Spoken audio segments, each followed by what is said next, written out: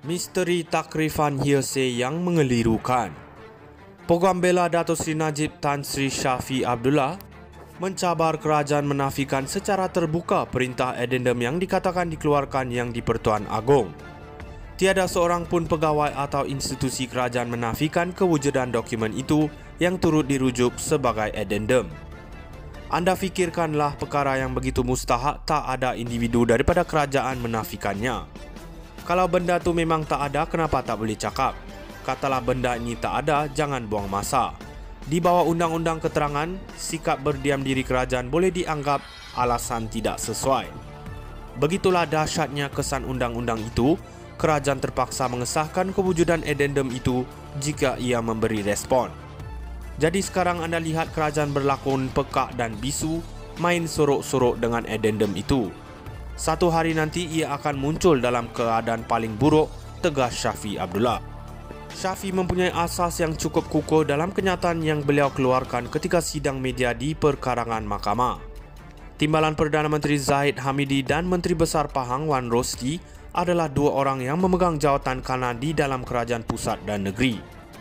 Kedua-dua mereka telah memfailkan affidavit menyokong kewujudan titah addendum tersebut.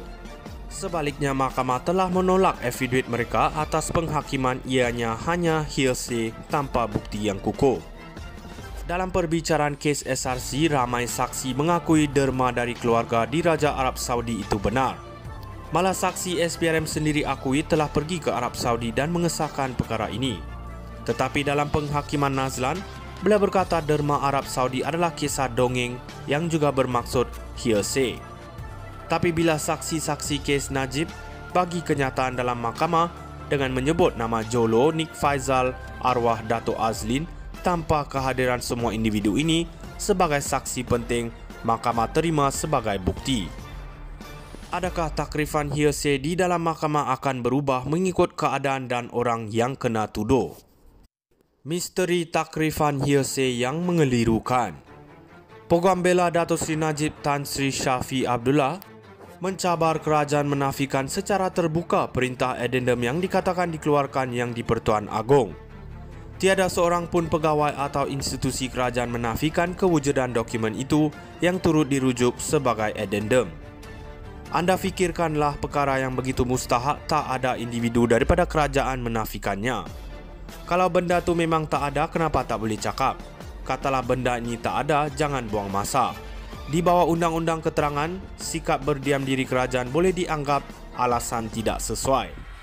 Begitulah dahsyatnya kesan undang-undang itu, kerajaan terpaksa mengesahkan kewujudan addendum itu jika ia memberi respon. Jadi sekarang anda lihat kerajaan berlakon pekak dan bisu, main sorok-sorok dengan addendum itu. Satu hari nanti ia akan muncul dalam keadaan paling buruk, tegas Shafie Abdullah. Shafie mempunyai asas yang cukup kukuh dalam kenyataan yang beliau keluarkan ketika sidang media di perkarangan mahkamah. Timbalan Perdana Menteri Zahid Hamidi dan Menteri Besar Pahang Wan Rosli adalah dua orang yang memegang jawatan kanan di dalam kerajaan pusat dan negeri. Kedua-dua mereka telah memfailkan affidavit menyokong kewujudan titah addendum tersebut. Sebaliknya, mahkamah telah menolak affidavit mereka atas penghakiman ianya hanya hearsay tanpa bukti yang kukuh.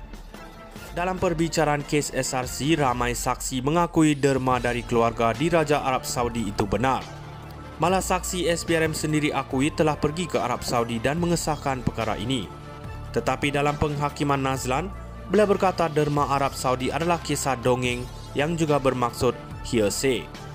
Tapi bila saksi-saksi kes Najib bagi kenyataan dalam mahkamah dengan menyebut nama Jolo, Nik Faizal, arwah Dato' Azlin tanpa kehadiran semua individu ini sebagai saksi penting, mahkamah terima sebagai bukti. Adakah takrifan hearsay di dalam mahkamah akan berubah mengikut keadaan dan orang yang kena tuduh? Misteri takrifan hearsay yang mengelirukan. Program bela Dato' Sri Najib Tan Sri Shafie Abdullah mencabar kerajaan menafikan secara terbuka perintah addendum yang dikatakan dikeluarkan Yang di-Pertuan Agong. Tiada seorang pun pegawai atau institusi kerajaan menafikan kewujudan dokumen itu yang turut dirujuk sebagai addendum. Anda fikirkanlah perkara yang begitu mustahak tak ada individu daripada kerajaan menafikannya. Kalau benda tu memang tak ada, kenapa tak boleh cakap? Katalah benda ini tak ada, jangan buang masa. Di bawah undang-undang keterangan, sikap berdiam diri kerajaan boleh dianggap alasan tidak sesuai.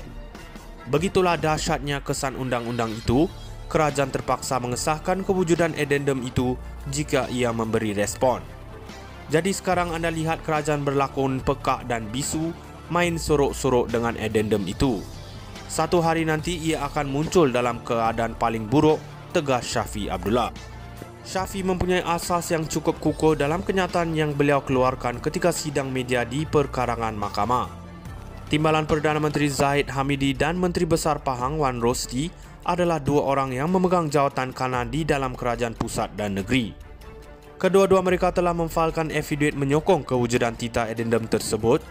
Sebaliknya, mahkamah telah menolak afidavid mereka atas penghakiman ianya hanya hearsay tanpa bukti yang kukuh. Dalam perbicaraan kes SRC, ramai saksi mengakui derma dari keluarga di Raja Arab Saudi itu benar. Malah saksi SPRM sendiri akui telah pergi ke Arab Saudi dan mengesahkan perkara ini. Tetapi dalam penghakiman Nazlan, beliau berkata derma Arab Saudi adalah kisah dongeng yang juga bermaksud hearsay. Tapi bila saksi-saksi kes Najib bagi kenyataan dalam mahkamah dengan menyebut nama Jolo, Nik Faizal, arwah Dato' Azlin tanpa kehadiran semua individu ini sebagai saksi penting, mahkamah terima sebagai bukti.